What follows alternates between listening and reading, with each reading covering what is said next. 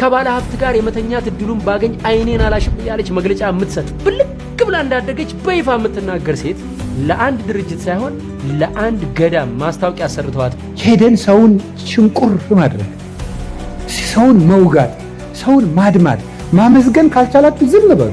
እኔ እንደው ፈጣሪ እንድትማሩብኝ አድርጎ መማር ያደረገኝና የእናንተን ሁሉ ሸፍኖ የኔን አወጣው እንጂ እሻቱ መለሰ አንተ ከዚህቷ ኃጢአት የበለጠ ኃጢአት ከሰራ ታዲያ አንተ ለምን የቤተክርስቲያን ማስታወቂያ ትሰራለህ? ያስደነገጠኝ ነገር ግን በዝሙት ቀስቃሽ ዳንሶቿ የምትታወቅ በዝሙት ቢያልፍልኝ እናንተ ምን ቸገራችሁ የምትል ማንን ማህደር ነው አላቡት እንዳይሳሳት እኔ ቢሳሳት ላርመው እኔ ቢሳሳት እማርመው ይመስላችሁ እንዴ? ቆይ ከባለ ሀብት ጋር የመተኛት እድሉን ባገኝ አይኔን አላሽም ያለች መግለጫ የምትሰጥ ብልቅ ብላ እንዳደገች በይፋ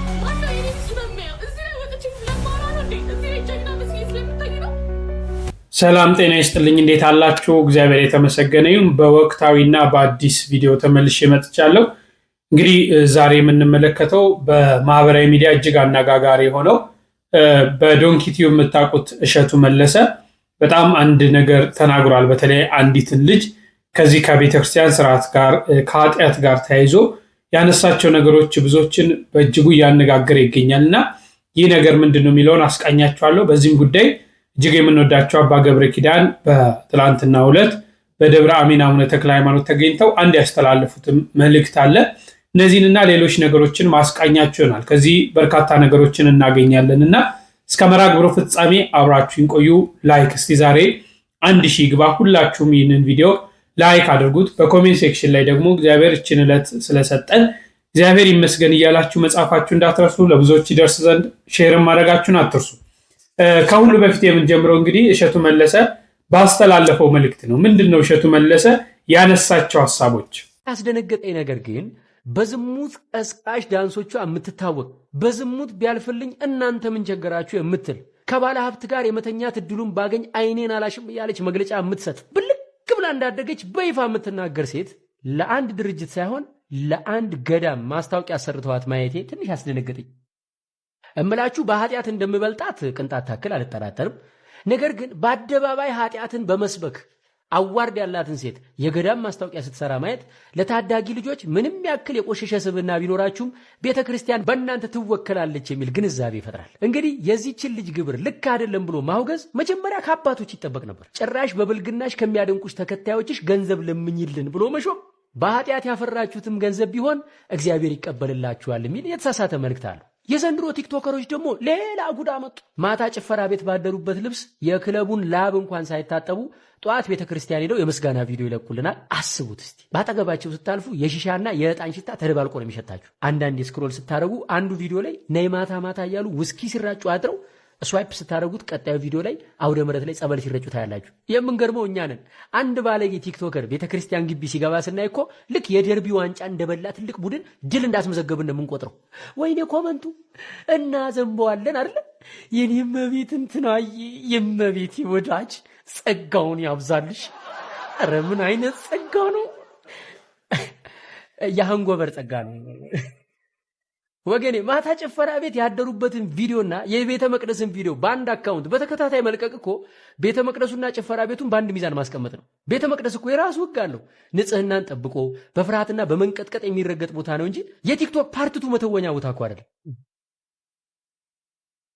ታዲያ የዚህችን ልጅ ግብር ልክ አይደለም ብሎ መገሰጽና ማውገዝ ከአባቶች ሲጠበቅ ጭራሽ በብልግና ከሚያደንቋችሁም ቢሆን ገንዘብ አምጡልን ይባላል። እንደተከታተላችሁት ነው እንግዲህ እጅግ በጣም ያሳዝናል። እኔ ባይዘዌ ቃላቶቹን ስሰማ ልክ የተነገረብን ሰው ብንሆን ምን ያህል እንደሚሰብር ምን ያህል ከባድ እንደሆነ መገመት አያቅትም ለሁሉም ማለት ነው። እንግዲህ ማናችንም መቼም ኃጢአተኞች ነን፣ በደለኞች ነን አይደል?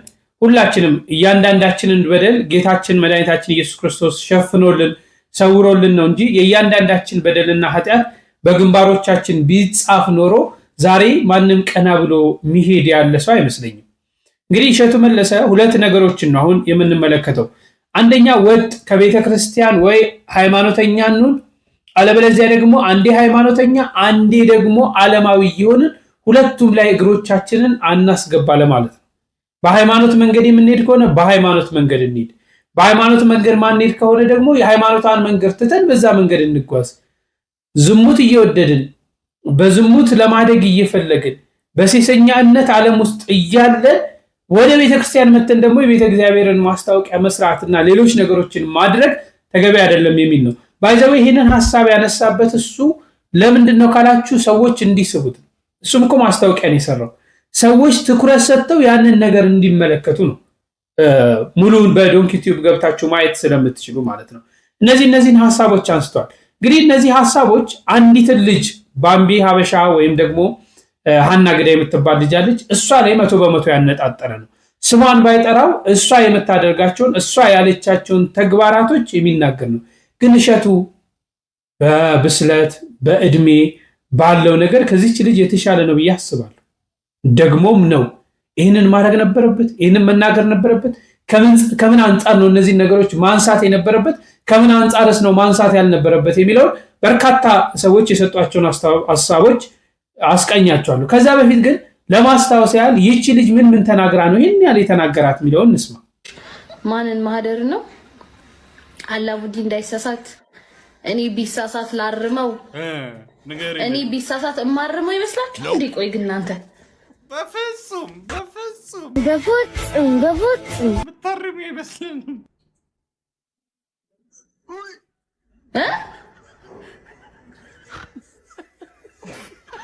እኔ አርመዋለሁ? ሲጀመር እንደዚህ አይነት ስህተት ይታረማል እንዴ? የእድሜ ልክ ስህተት ነው።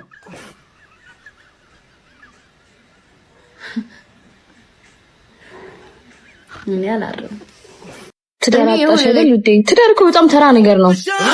እኮ መሆን የሚፈልገው ወንዶች እኮ ይዤ መኖር ሴት ነኝ። ባሬ እግሬን እየላሱ ማለት ነው የምራመድበትን እኔማ ቤቴ ምስክሬ ናት ነው ማሬ። እየተፋሁባችሁ እንድኖር ምናምን የምትፈልገው እንዴት ሁለቱም ትቦረከካለህ ይሆናል እንዴ? አይሆንም እኮ ማርዬ። እሺ ባንዱ እያካካስከው ነው። እንደዛ እኮ ነው እንጂ ከምንም ያጣህማ እንዳትሆን። እኔ ላንተ ተጨነኩ። እንደኔ አይነት አለ ሀና፣ መልክ ቆንጆ፣ ሰውነት ቆንጆ፣ አይምሮ በጣም ስማርት፣ ኪስ በጣም ቆንጆ። ልክ እንደዚህ ልትሆን ትችላለህ። ግን እንዳጋጣሚ ሆኖ ስምክ ተስፋዬ፣ ስራክ የርገጤ አይመጣውም። እያብቃቃክ ነው መሄድ ያለብን። እያብቃቃክ እውነት ነው የምላችሁ። ምንም ፍቅሩን አላውቅም።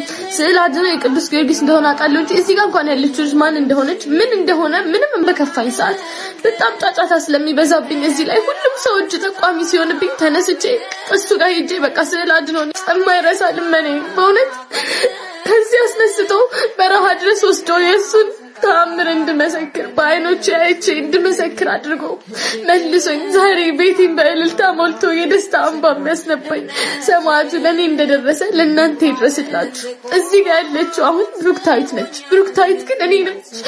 ብሩክታዊት እናት አባቷ እንኳን ሳይቀሩ ለዘንዶ እንድትበላ አሳልፈው ተስፋ ቆርጠው ሰጥቷት ሰማዕቱ ብቻ ነው ያዳናት።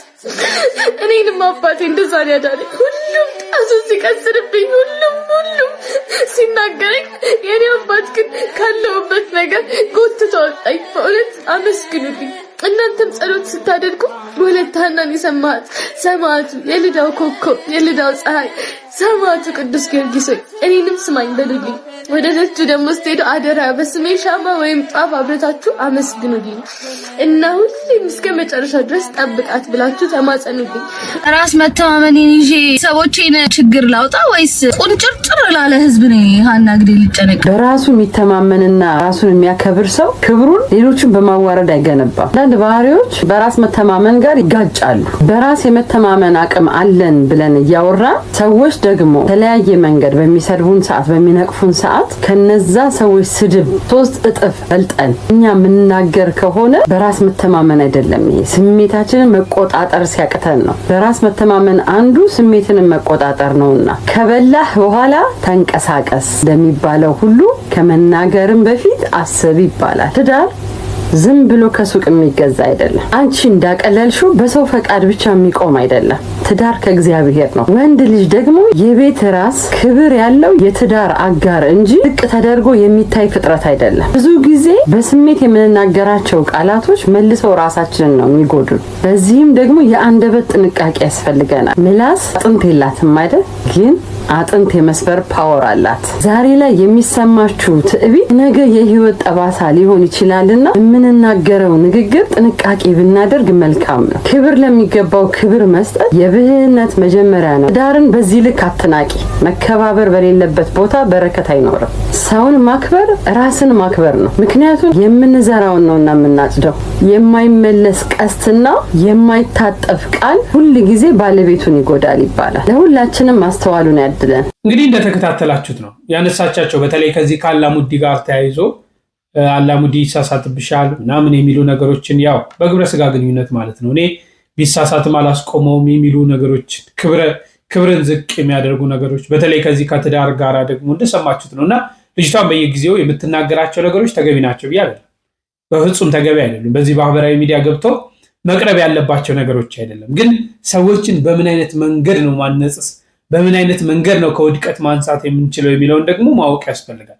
እንግዲህ ይህን ተከትሎ በተለይ በእሸቱ መለሰ ሀሳብ ላይ ተከትሎ በርካቶች የተለያዩ ሀሳቦችን አንስተዋል። በጣም ገንቢ የሆኑ ሀሳቦችን ማለት ነው። እነዚህን ሀሳቦች ላስቃኛችሁ። የእነ አባ ገብረ ኪዳንንም አስመለክታችኋለሁ።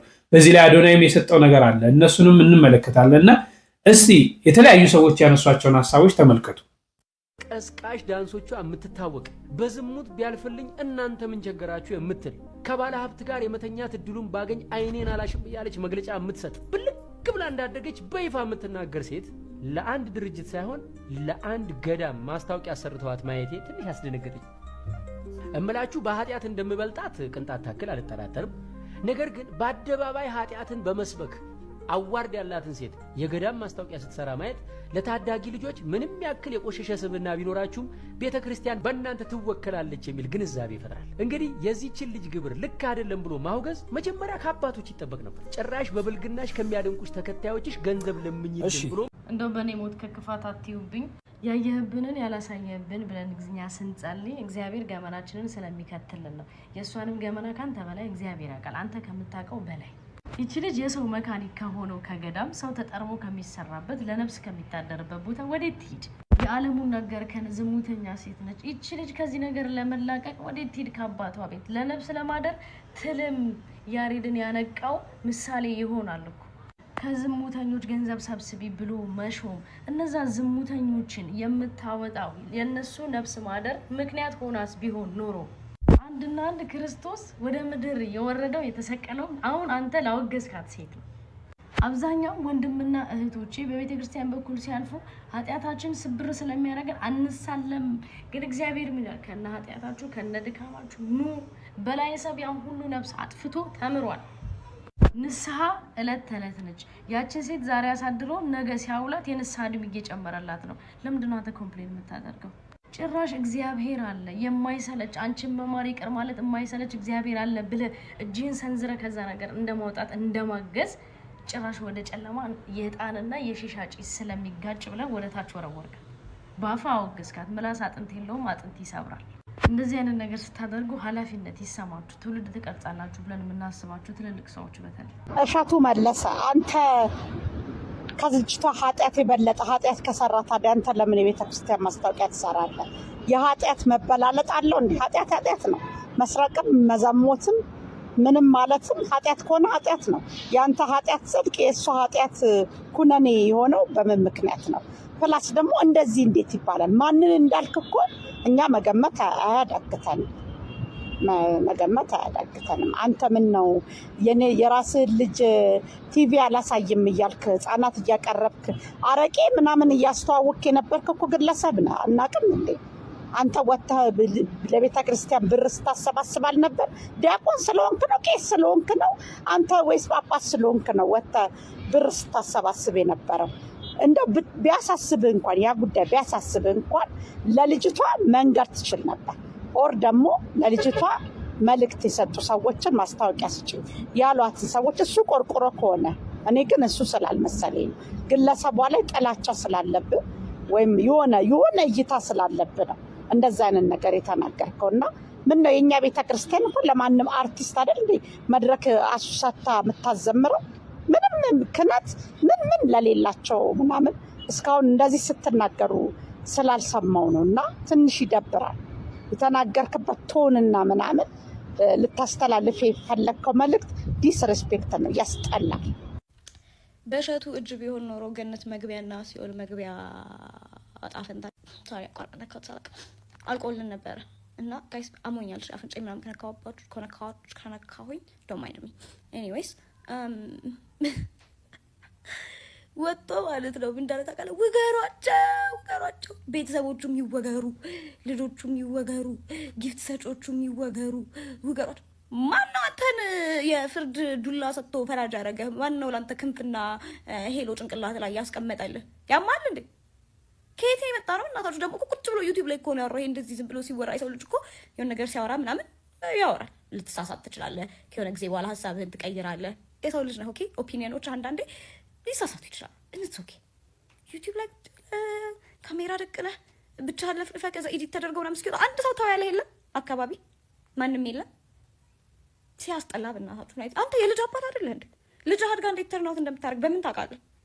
ዩ ቲንክ ልጅ ለሚሆነው ነገር የቤተሰብ አስተዳደግ ብቻውን በቃ አንተ ልጅን በስነ ስርዓት ስላሳደግ ልጅ በጣም ሺዝ ጎይንግ ቱ ተርን አውት ፋይን ኖ ኦር ልጅ ስላልተመታ ደር ጎይንግ ቱ ተርን አውት ባድ ኖ። እኔ አባቴ አንድ ቀን ነክቶኝ አያውቅም። ጭፈራ ቤት ሲሄድ አባቴ ገርፎኝ ተቆጥቶኝ አያውቅም። በእድሜሽ ተዝናኝ፣ በቃ ሁሉም ነገር በእድሜ ነው የሚያምረው። አንተ አልተዝናናህም ነው? ልጅ እያለህ አልተዝናናህም? ልጅ እያለህ ገዳም ገብተህ ቆሎ እየበላህ ነው ያሳለፍከው ነው? በሱ ምክንያት አይደለም ማለት ሰው አሞኝ ነው። ከየት ነው ያመጡ? ምንድነው? ማነው አንተ የሰው ወላጅና እንደዚህ የእውነት አስበህ ከሆነ ለምን ሜሴጅ አላክላትም? ኦር አላክላቸው? ሶሪ ስለ አንድ ሰው ያወራ አይነት ነገር አስመሰልኩት መሰለኝ። እኔ ቪዲዮን ሁሉ አልጨረስኩም። አንገሽግሻይ ግሽግሽ የምትል ሰው ነህ። እንደዚሁ የምታንገሸግሽ ሰው ነህ እንኳን እንደዚህ ብለህ ማለት ነው። what makes you think you're right about everything? who are you? ምን ጉድ ነው በእናታችሁ? ሰው እንዴት እንደዚህ ሁሉ ሰዓት ደቂቃ ስለሆኑ ሰዎች ወላጆችና ራይታ ለምን በቃ ይሄ አስጠላህ አለ። ገዳም ግባ እስኪ ወንድ ነህ አንተ፣ ገዳም ግባ። ዩቲዩብህን ትተህ እንትን ይሄ ልጆች እየመጣህ የምታስወራውን ኤአይን ምናምን ትተህ ገዳም ግባ። ለምን ገዳም አትገባ? በቃ እንደዛ ከሆነ ሁሉም ሰው ጥፋተኛ ነው ብለሽ ሁሉም ሰው እንኳን አላለም ፋይን። ግን በቃ ሰዎች እንደዚህ ናቸው ለካሰብ ይቅርብህ፣ በቃ ይቅርብህ፣ ሂድ። አንተ በጣም ራይቸስ ሰው አይደለ? ገዳም ግባ። ቪዲዮን አልጨረስኩትም ባይ ዘ ወይ መጨረሻ ላይ ምን እንዳለው ላላቅም ይሄን ነገር ስልሽ እኔም አይኖ አም ቢንግ ጀጅመንታል፣ በጣም አይኖ አም ቢንግ ጀጅመንታል አስፋክ። ግን በቃ ኦ ማይ ጋድ ሲያስጠላ። ምን ላይ ቁጭ ብለሽ ማንን ታሚያለሽ? ጋሽ ያልክበት ኮሜዲያን እሸቱ መለሰ ለቪውና ለገንዘብ ብለው ልቅ የሆኑ ኮንተንቶችን የሚሰሩ ሰዎች ላይ ጠንከር ያለ ፍርድ የቀላቀለ ትችት አቅርበዋል። ይሁን ብለናል። ግን እርሱስ ምን ላይ ነው? ጭራሽ መዝሙር ከበር አድርገው በቲክቶክ ብልግና ለሚነግዱ ቅዱስ ባለጌዎች ይላል። እርሱስ ቤተክርስቲያንን በመርዳት ስም ተከልሎ ስንት ህጻናትን በድንቅ ልጆች ስም ወደ ልቅነት ለመምራት ይተጋል፣ እየተጋ ይገኛል። ወደፊት ይተዋል፣ ያሻሽለዋል አምናለሁ፣ ተስፋ አድርጋለሁ። እሸቱ መልእክቱ ላይ ሲናገር የ12 እና 13 ዓመት ህጻናት ይዛችሁ ገና አእምሯቸው ሳይበስል የዝሙትና የፍቅር ቀጠሮ ስሜት ውስጥ ሲገቡ ነገ ለጭንቀትና ለተሳሳተ ግንኙነት አሳልፋችሁ የሰጣችኋቸው እንደሆነ ልብ ብላችኋል ብሎ ይጠይቃል።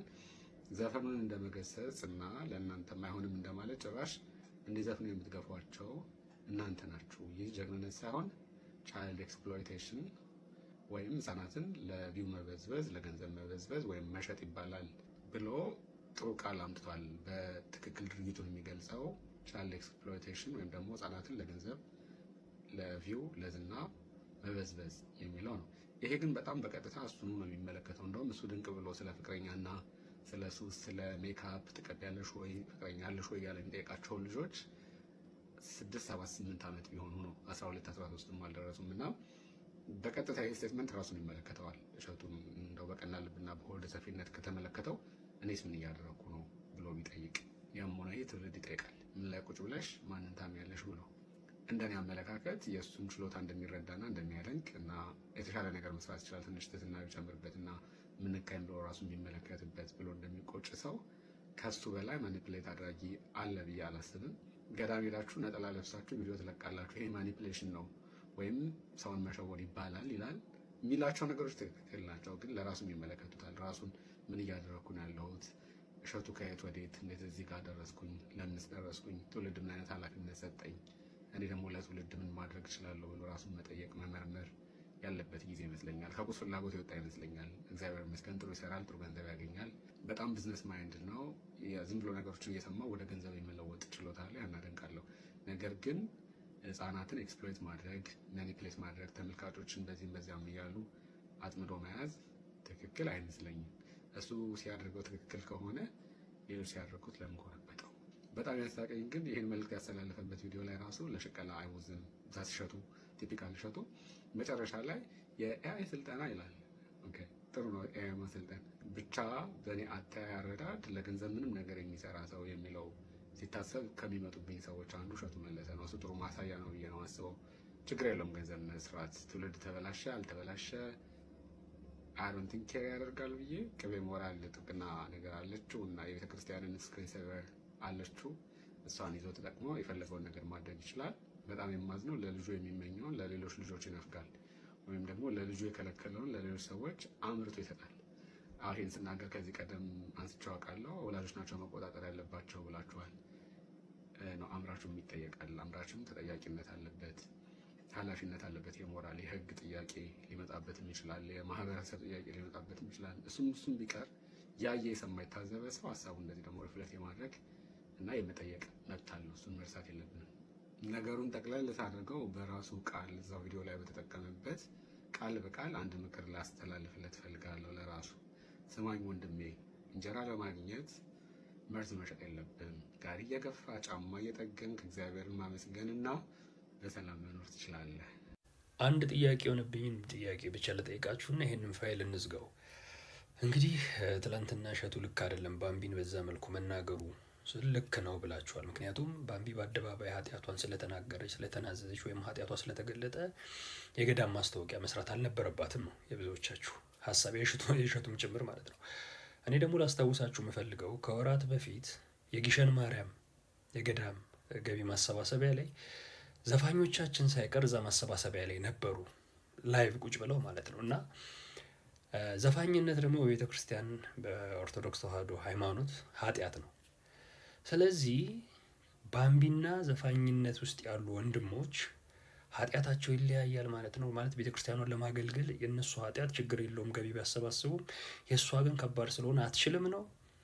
የኃጢአት ትንሽና ትልቅ አለው የምትመዝኑት እናንተ ናችሁ። ግራ እኮ ስለሚገባኝ ነው። ምክንያቱም ኃጢአት ከሆነ በእግዚአብሔር ፊት ሁሉም ኃጢአት ነው።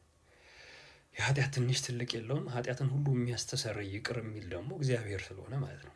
የእኔ ምልከታ ግን ዘፋኝነት ውስጥ ያለው ይሁን ዝሙት ውስጥ ያለው ይሁን የትም ውስጥ ኃጢአቱ የሚመዘነው በእግዚአብሔር ፊት ነው።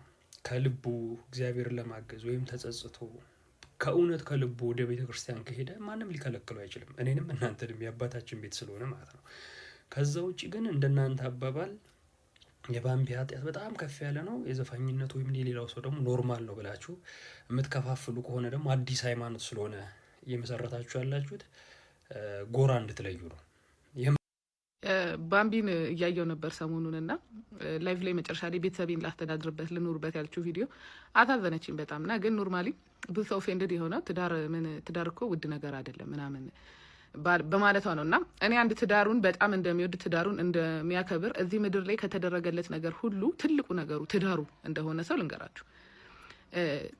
እሷ ባለ ትዳር አይደለችም፣ ስለ ትዳር አታውቅም። ግን ትዳር እንዳይከበር እና ትዳር እንዲናቅ እያደረጉ ያሉት ራሳቸው ባለትዳሮች ናቸው። ባለትዳር ሆኖ ቺት የሚያደርገኝ እኔ ስንት ባለትዳር ይጽፍላታል እሷ። ለዛ ነው ትዳር የተከበረ ነገር መሆኑን ማወቅ ያልቻለችው፣ ለዛ ሊሆን ይችላል። ስለዚህ ባለትዳር ሆነ እሷ ዲኤም ውስጥ ያለው ትዳርን አክብተህ የልጆችና የሚስትን ፕሮፋይል አርገህ ሌላ ሴት ጋር ምናምን ባትጥፍ ኖሮ እሷም ባለትዳር እኔ ጋር አይመጣም። እውነትም እንዴት ትዳር የተከበረ ነገር ነው ትል ነበር። ስለዚህ ትዳር የምናስከብረው እኛው ባለትዳሮች ነን። አንድ ትዳራችንን በማክበር ሚስታችንን በመውደድ ባላችንን በመውደድ ልጆቻችንን አብሮ በማሳደግ ሚዲያ ላይ ገደለኝ እንዲያረጋት ደበደበኝ መሰዳደብ ምናምን ነው። አሁን በጣም ነው የሚያስፈራኝ። ኔክስት ጀነሬሽን እንዴት ነው ትዳርን የማይፈራው ሁላ እስክል በጣም ነው የሚያስፈራኝ። ትዳርን እንዲፈሩ እያደረግን ያለ ነው እኛው እራሳችን ባለ ትዳሮች ነን። ስለዚህ ትዳር ዝም ብሎ አግብቷን ለመባል ሳይሆን የምትከበሩበት ይሁን። ባላችሁን አክብሩ፣ ሚስታችሁን አክብሩ፣ ተዋደዱ፣ አትወስልቱ፣ ዝሙትን አስወግዱ። ትዳርን ማስከበር ያለብን እራሳችን ባለ ትዳሮች እንጂ ያላገቡ ሰዎች አይደሉም። ያላገቡማ የተጋቡትን አይተው ነው ትዳርን ጀጅ የሚያደርጉት። ሁለተኛ ነገር ደግሞ በቃ ተዋት። እና እሷ ያየችውን የተናገረችው ስለዚህ የእሷንም ሆነ የሌላን ሰው ስለ ትዳር ያለችውን ኢሜጅ እንቀይር እንጂ ተነስተን እንትን አንበል እና አታስለቅሷት። በቃ ተዋት። የምሯን እኮ ነው። ኮመንት ላይ እኮ እሷ እየተመረቀች አይደለም። አንቺ እኔ ራሱ በጣም ይገርመኛል አንዳንዴ ገብቼ ኩሩ ምናምን እንደዚህ እንዴ ለአባቷ አታስቡም? ቢያንስ ልጁ እንዲህ ስትሰደብ አለ ሶሻል ሚዲያ ላይ ቁጭ ብሎ ሲያይ ምን ይሰማዋል? የምሬን እኮ ነው። ለወላጆቻችሁ አታስቡ? እናንተ ስለሌላችሁ ምን ስላላላችሁ ነው እንጂ እንዲህ ብትሰደቡ የእናንተ እናትና አባት ምን ይሰማችኋል? እናንተ ባይሰማችሁና በቃ ስራዋን ትስራበት፣ ትኑርበት። በዛ ላይ ቤተክርስቲያን ለምን ሄደሽ ድብን ታዲያ ትሂድ እንዴ? ማን ነው? ፈጣሪ ብቻ እኮ ነው ከነ ኃጢአታችን ነው ብሎ ሰውማ ይሁን እንዲህ በየኮመንቱ ይሳለቅብናል። አምላክ ብቻ እኮ ነው ከነ ኃጢአታችን ሊቀበለን ሬዲ የሆነው። ፈጣሪ ብቻ እኮ ነው። እና ማጋ ሄዳ ታልቅስ እና ማጋ ተሸሸግ እና ኃጢአት እየተራው ነውና አልሄድ አምላኬ ጋር ድብን ይሄዳሉ። ታዲያ ማን ይቀር ሊለኝ ፈጣሪ ጋር ካልሄድኩኝ? ጭራሽ ፈጣሪዋ ጋር በመሄዷ ለመሳለቅ የምትፈልጉ ሰዎች አላችሁና እናንተ አሁን በሰደባችሁ እንትን ባላችሁ ቁጥር የባሰ ወደ መጥፎ ትገፋታላችሁ እንጂ ወደ ጥሩ አትገፋትም። በቃ ፍቷት፣ ልጅቷን እግዚአብሔርን ፍቷት። እሸቱ መለሰ ግን በቃ እመን፣ በቃ ቸግሮሃል፣ እመን።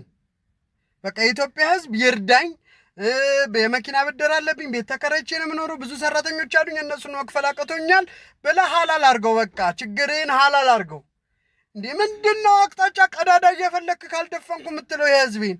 በቃ ካልበላው ካልጋጥኩ የምትለው እዚህም እዛም በቃ ተረስ አለፈ፣ ያንተ ጊዜ አለፈ። በቃ ምንድነው አሁን ቸግሮኛል እርዱኝ ምናምን ብለህ ሌላ ምክንያት ፍጠር። በቃ ሃይ ምንድነው ሁሉ ነገር ላይ ጥልቅ እያልክ ያለኸው? ምን ሆነ ነው ብራዘር? በቃ ካልቻልክ ወደ ነበርክበት እኮ ወደ መጀመሪያ ስራ መመለስ ትችላለህ። እንደተመለከታችሁት በርካታ ሀሳቦች ተነስተዋል። በተለይ ብዙዎቹ እሸቱን ትክክል አይደለም እያሉት፣ በፍጹም ማናችንም ኃጢአተኞች ነን። ቤተ ክርስቲያን የንስሐ ቤት ነው። ወደ ቤተ እግዚአብሔር እኮ የምንሄደው ሁላችንም ለንስሐ ነው። ኃጢአተኞች በደለኞች ስለሆንም ማለት ነው።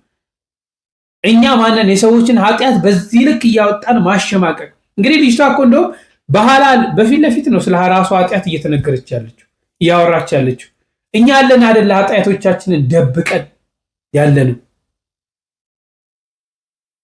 እና እንደኔ በፍጹም በዚህ መንገድ ይሄ ለማነጽ አይደለም። አንዳንዴ የምንናገራቸው ሚዲያ ላይ የምንናገራቸው ሰዎችን እስከ መጨረሻው ወደ ውድቀት ዓለም፣ ወደ ጨለማ ዓለም፣ ወደ ተስፋ መቁረጥ ዓለም ውስጥ እንዲሄዱ ማድረግ ሳይሆን ለነዛ ሰዎች ብርሃን ነው መሆን ያለብን።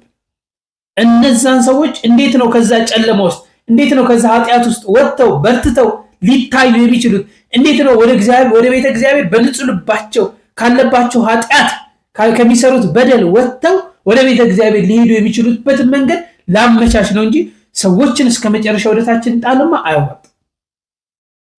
ማናችን ያችን ዘማያት ሴት አታዩዋትም እንዴ? ሊደበድቧት ሊወግሯት መጥተው ንጹህ የሆነ እንካት አለን ጌታ። እስቲ ንጹህ የሆነ እንካት፣ እስቲ ከእናንተ ኃጢአት የሌለበት ሰው ቢኖር እንካት። የእሱ ኃጢአት በአደባባይ ስለተገለጠ ነው። እያንዳንዳችን ከጀርባችን ምንድን ነው ያለ? ምንስ ነው እየሰራን ያለን? ታዲያች ልጅ የቤተ እግዚአብሔር ማስታወቂያ እንግዲህ ሰራች። በምን እናንጻት ነው ወይስ ወደታችን እንቅበራት? በአንድ ጎን ስንመለከተው ደግሞ ጥሩ ነው። አስተማሪ ሆነው እኮ ሰዎች በአንድ አቅጣጫ ብቻ እንዲጓዙ በመንፈሳዊ ዓለማቸው እንዲጓዙ ለማድረግ ይህ መንገድ ተገቢ አይደለም፣ ጊዜውም አይደለም ብዬ ነው ማለት። ጊዜውም አይደለም፣ አስተምሮቶቻችንም እንደዚህ አይደለም። ለሰዎች መውደቅ ምክንያት መሆን የለብንም እንዴ። ሰሞኑን በዚሁ ሚዲያ አይታችኋል አይደል? በኮሜንት ሴክሽን ላይ እየሰደቧት እያንቋሸሿት ራሷን ያጠፋችው ለሰዎች ሞት እኮ ምክንያት ሆነናል። እንግዲህ የዚች ልጅ እኮ ደም የዚች ልጅ እኮ ህይወት ገና እያንዳንዳችን ይፈረድናል። በዚች ልጅ ላይ ስናሸማቅቃት ይቺን ልጅ ስንናገራት የነበሩ ሰዎች ማለት ዛሬ ሲያ እንዲከሰት ነው፣ ዛሬ ሲያ እንዲፈጠር ነው። በፍጹም ተገቢ አይደለም። እና ይቺ ልጅ እንግዲህ በተዊ እስራኤል ስራበት ባካችሁ የሚሉ ተማጽኖዎችንም አቀርባለች።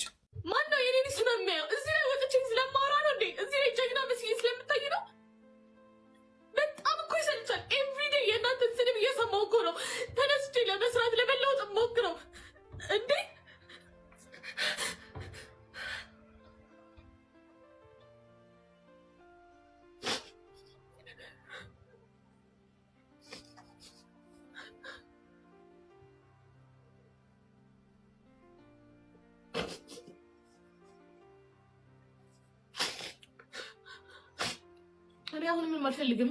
ቪዲዮ መስራት መስደብ በቃ ይሄን ነው እንድታውቁልኝ ፈልገው። ቪዲዮ መስራት መስደብ ኤቭሪቲንግ መብታችሁ ነው። መብታችሁ ግን አካውንቴን አትንኩብኝ እሺ። እኔ ስራዬን መስራት ፈልጋለሁ። ስለዚህ አካውንቴን አትንኩብኝ። በቃ ልስራበት። ይሄን ነው ለማለት የመጣሁት። ልስራበት ተውኝ እንዴ። 5 እና 6 ስራ አስቀምጬ ለመፖስት እንኳን ፈራሁ። ማን ያይልኛል ያ እንዳለ ቪዲዮቹ። ይሄን ነው ለማለት የመጣሁት። ልስራበት ተውኝ እንዴ። 5 እና 6 ስራ አስቀምጬ ለመፖስት እንኳን ፈራሁ። ማን ያይልኛል ያ እንዳለ ቪዲዮቹ እያጠፋችሁ ቢታሙኝ በቃ እንዴ። አይ እንደዚህ በጣም ፐርሰናል አድርጋችሁ ሰው ላይፍ ውስጥ አትግቡ። በጣም ያስጠላል። በጣም ያስጠላል። በጣም እንዴ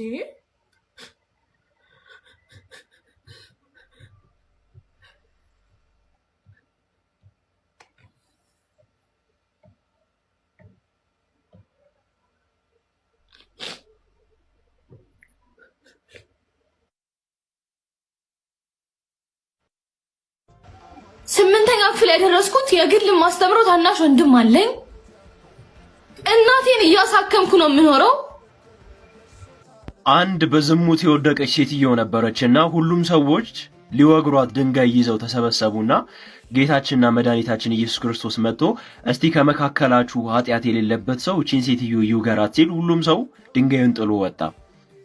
ባምቢንም እንግዲህ ሁላችሁም እየወቀሳችኋት ከዚህ በፊት የሆነ ጥፋት አጥፍታ ነበረ። ላይቭ ላይ እንግዲህ የተናገረችው ንግግር ብዙዎቻችሁን አስቆጥቶ ነበረ። ለዛም ነገር ደግሞ የኤቪደንሷን አቅርባ ነበርና ልጅቷ በቲክቶክ አካውንቷ ታናሽ ወንድሟን ታስተምራለች፣ ቤተሰቧን ትደግፋለች፣ ትረዳለች ምናምን ነገር ብዙ ወጪ ያለባትና አካውንቷ ላይ እየገባችሁ ሪፖርት የምታደርጉት ምናምን ነገር እናንተ አጽዳቂ ናችሁ፣ ኮናይ ናችሁ፣ ማን ናችሁ? ቆይ በእናንተ ምክንያት እቺ ልጅ የሆነ ነገር ብትሆን ማለት ነው ምን ልትሆኑ ነው? ቆይ ምናችሁ ነው? ምን አገባችሁ? ቆይ አታበሏት፣ አታጠጣት፣ አታስተዳድሯት። ምንድነው ህይወት? የሰው ህይወት ላይ እየገባችሁ ግን የምታቦኩት ግን ኧረ ተው ግን ሰው ይኖርበት ዴ እንደ ለምራቁቷን አትሄድም ከፈለገች ከተመቻት እሷ ማናችሁ እናንተ ቺ አታጠፋም አይደለም ትሳሳታለች ያፎለምተ ያጋጥማታል ግን እንደዚህ ያላችሁ የስንቱን ሰው ህይወት እያበላሻችሁ ነው እረፉ የተከታተላችሁት ነው እንግዲህ ሰዎችን ሁሉ ጊዜ እንደምለው ወደ መልካም ጎዳና መምራት አለብን ሁላችንም ኃጢያተኞች በጭቃ የተጨማለቅን ኃጢያተኞች ነን ወደ ቤተ እግዚአብሔር የምንመላለሰው ያንን ኃጢያታችን ለማራገፍ ነው እግዚአብሔር ደግሞ ንስሐ የመሰለ ሳሙና ሰጥቶናልና ሁላችንም ታጥበን በንስሐ ህይወት መኖር እንችላለን ስለዚህ አንዳንዴ ለሰዎች የምንናገራቸው ቃላቶች ሰዎችን የሚያንጹ መሆን አለባቸው እንጂ ሰዎችን ወደታች ወደ ጉድጓድ መጣል አለባቸው ብያለስ ተገቢ አይደለም ይቺ ልጅ በማሸማቀቅ እኮ ነው የምትጠይቃለሁ አንተም ነገ ትጠይቃለህ እሺ እሷ ኃጢያቷን ስራች እንዲያደረገች እሺ እኛስ እሷ ደግሞ በመናገራችን ጻድቃኖች ነን ማለት ነው ትክክል ነው ያላስብም እሺ ሁለት ነገሮችን ላስቃኛችሁና እንጨርስ አባ ገብረ ኪዳን ያነሱት ሐሳብ አለ ትምህርትም ነው ምክርም ነው ተክሳጽም ነው ይሄንን እንሰማለን አዶናይም በዚህ ዙሪያ ያነሳቸው ሐሳቦች አሉ እነዚህን ተመልከቱ እቺ ልጅ አያችኋት ራሷን አጥፍታለች ራሷን ያጠፋችበት ምክንያት ደግሞ በሰዎች ተረባ በሰዎች ጥላቻ ነው ብዙዎቻችሁ ኮሜንት ስትጽፉ ያላችሁ ጥላቻ ስታስቀምጡ ቀልድ ይመስላችኋል የብዙ ሰው ህይወት ግን ይጎዳል አያችሁ እኛ በጣም ነው የምናሳዝነው ቅናት ጥላቻ መወዳደር መወዳደቅ እንደ ባህላችን ተሸክመነው የኖርን በጣም ብዙዎቻችን ነን ይህ ባህል መቼ ነው የሚያቆመው የውድድር ባህል የጥላቻ ባህል የመቀናናት ባህል የትረባ ባህል መቼ ነው የሚቆመው አንድ ሰው ኦፍ ኮርስ ህይወት ነች እንሰቃያለን ግን ስቃያችን ለሌላ ሰው ስናካፍል ይህ የሰይጣን ስራ ነው የምድር ሲኦል ይባላል ብዙዎቻችሁ እሷ ኮሜንት ላይ ገብታችሁ የተሳደባችሁ ማለት ነው አሁን የእናንተ ሲኦል አሁን ነው የሚጀምረው የሷ እጣፈንታ እናንተ ላይ ይደርሳል ማለት ነው ይህ ደግሞ ካርማ ተብሎ ይጠራል ስለዚህ ተጠንቀቁ መጥፎ የሆኑ ቃላቶች የት እንደምጥሉ ማየት አለባችሁ አጣሉ በቃ አታውጡት ከመላሳችሁ ውስጣችሁ ላይ ትይዙና በፍቅር ራሳችሁን አክማችሁ ግን ሰው ማቀፍን ልመዱ ሰው መውጋት ጥሩ አይደለም ይህ ነው እቺ ዓለም እያበላሻት ያለው ይህ ነው የዓለም መጨረሻ እያመጣልን ያለው እግዚአብሔር የማይወደው ስራ ይህ ነው ስለዚህ ሴቶች አንድ ምክር ልሰጣችሁ ፈልጋለሁ ሁሌም ወደ ዓላማችሁ ስትንቀሳቀሱ ትልቅ ደረጃ ለመድረስ ስትሞክሩ ተራቢና አወዳዳቂ ያጋጥማቸዋል። እነዚህ ጥላቻ ያላቸው በልባቸው ጨለማ ይዘው የሚጓዙ ሰዎች ሰምታችሁ ተስፋ ከቆረጣችሁ ተሳስታችኋል። እነዚህ ሰዎች እድሜ ልካቸው ሲኦል ውስጥ የሚኖሩ ሰዎች ይሆናሉ። እወቁት። ስለዚህ የራሳቸው ጥላቻ እዛው ተውት። አንቺን ብቻ ይመስልሻል የሚሰድቡሽ? አንቺን ሰድቦ እንደገና አልፎ ሌላ ሰውም ይሰድባሉ። ህይወታቸው ስድብ ብቻ ነው፣ ጥላቻ ብቻ ነው። ምንም ከዚህ መውጣት አይችሉም። የታወቀ ነገር ነው። ስለዚህ እነሱን ታያቸው፣ ህይወትሽን ኑሪ። አንቺ ጠንክሪ፣ በርቺ፣ ህይወትሽ ይቀየራል። ተስፋ እንዳትቆርጪ። ቻው። አንዲት ልጅ ሰው በኮሜንት ስለሰደባት ራሷን አጠፋች ብሎ ሰው ነግሮኛል ትናንት። በጣም ያሳዝናል። እውነቴን ነው የምነግራችሁ። እንዴት ክቡር የእግዚአብሔርን ፍጥረት ሰድበን እንገላለን በእውነት ማለት ነው። አሁን እዚህ በኋላ ራሱ እኮ አንማርም። ይገርማችኋል እኮ ሄደን ሰውን ሽንቁር ማድረግ፣ ሰውን መውጋት፣ ሰውን ማድማት፣ ማመስገን ካልቻላችሁ ዝም በሉ። እኔ እግዚአብሔር ያውቃል፣ ያው እግዚአብሔር ምስክሬ ነው። ልጅቱ ምን ትሆን አላውቃትም፣ አሁንም አላውቃትም። የሚገባ ነገር የምትናገሩት ይሁን የማይገባ ነገር የምትናገሩት ይሁን ትናንት ነው ከዛ ከስልጠና ስንወጣ አንድ ወንድማችን ነው እንዲህ ብሎ ሞተች እኮ ብሎ ይነገረኝ። ይሄ እንድን ተምራችሁበታል። አሁን የልጅቱን ሞት አንደኛ ክፉ ቃል ቢነገረን መሞት የለብንም ወገኖች።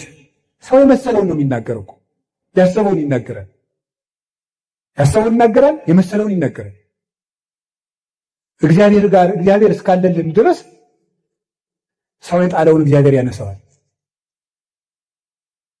ሰው የጣለውን እግዚአብሔር ያነሳል። ሰው የጠላውን ሁሉ እግዚአብሔር ያነሳል። እኔም ማየውን አንተ አታይም አይደል ያለው ቅዱስ ጴጥሮስን።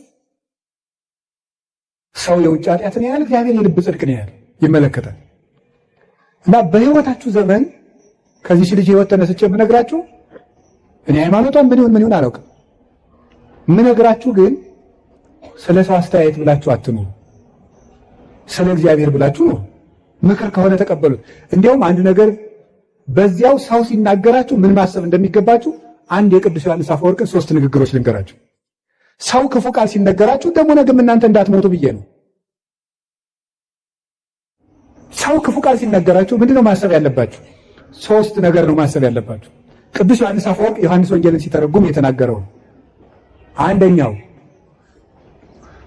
ያለብህን ስህተት ከሆነ የሚናገረ አትጥላው መስታወት ሆነዋልና ነው። አትጥላው፣ ሂድና አስተካክል። መስታወት አሁን እዚህ ላይ እንደው አንዳንድ ጊዜ እንደው እስቲ ገብስ ቆሎ በልተን በተልባ ወጥ በልተን ጥርሳችን ላይ ልጥፍ ብሎ ገብሱ መስታወት ስናይ እንደው ገብሱ ጥርሳችን ላይ ብታዩት አፈር ያባህንት መስታወት እንደው ብለህ ትሰብሩታላችሁ? አሰብሩትም እንዴ? ታነሳላችሁ ጉድፋችሁን ማለት ነው። ክፉ ቃል የሚናገርህን ሰው ልክ እንደዚያ መስታወት ይኸው በቃ ቀለል አድርገህ እንደዚያ መስታወት ጉድፍህን አንሳ እንጂ ወደ ውስጥ ወስደህ አትጎዳበት፣ አታምሰልስለው፣ ራስህን ይበት። አንዱ እሱ ነው። ሁለተኛ እሳ ደግሞ እያለህ የለህም የሚል ከሆነ ደግሞ ስቀተው። ለምሳሌ ይላል ቅዱስ ዮሐንስ አፈወርቅ እውቀት እያለህ ደንቆሮ ካልክ ካለ ሳቅበት ነው። ያለህን ነገር የለህም ብሎ ከሆነ የሚሰድብ ደግሞ ስቀህበት ሂድ። ምንድን ነው ይላል? ለምሳሌ አንድ ድሃ መጥቶ ይላል ቅዱስ ዮሐንስ አፈወርቅ አንድ ድሃ መጥቶ አንዱን ባለጸጋ አንተ እኮ የዕለት ራት የሌለም ድሃ ነው የሚለው ሀብቴን አታውቅ አይደል ብሎት ነው የሚሄደው ወይስ ይናደዳል ነው?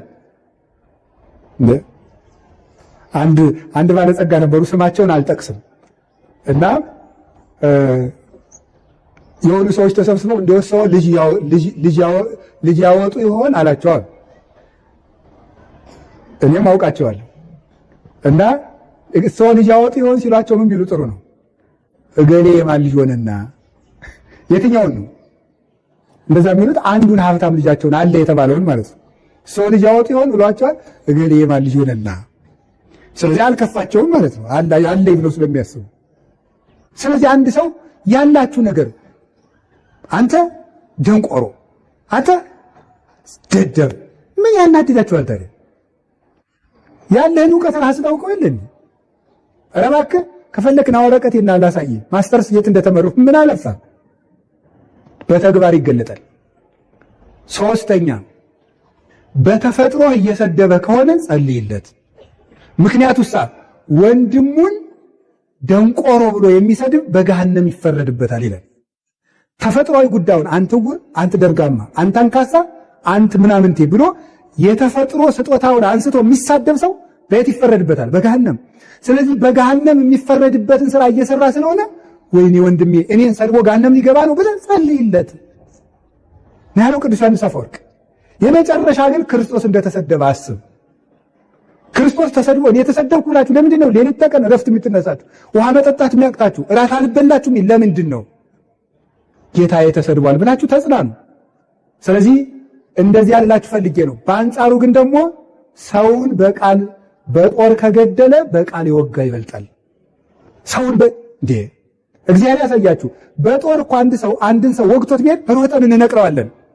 በቃል ከወጋው ግን የት አግኝተን እንነቅለዋለን? ያን ውስጥ ነው የሚገባው ቃሉ፣ አይምሮ ውስጥ ነው የሚተከለው። እና በቃላችን ነፍስ ከመግደል እግዚአብሔር ያድነን።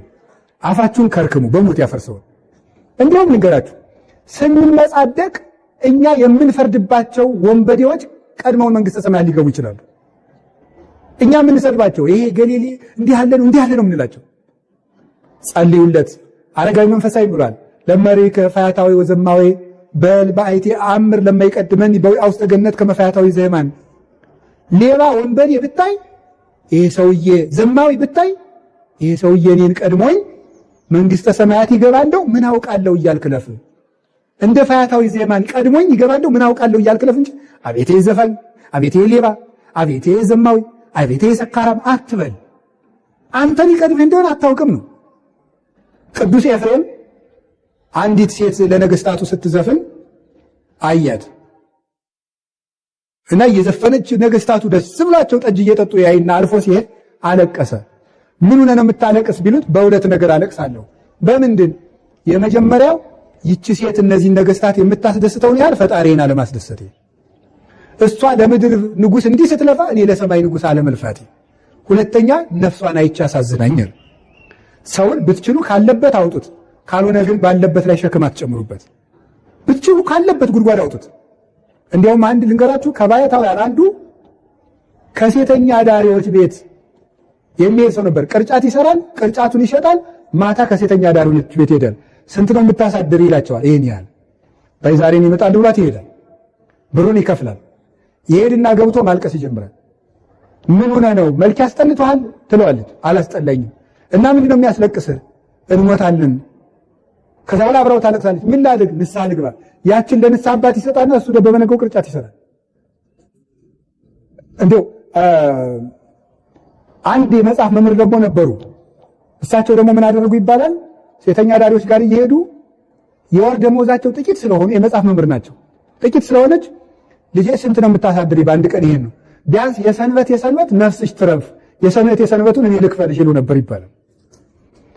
ጉድጓድ ውስጥ ያለን ሰው ወዶ የገባበት ስላልሆነ ከሆነልን ሄደን እናውጣው፣ ካልሆነ እንጸልይለት።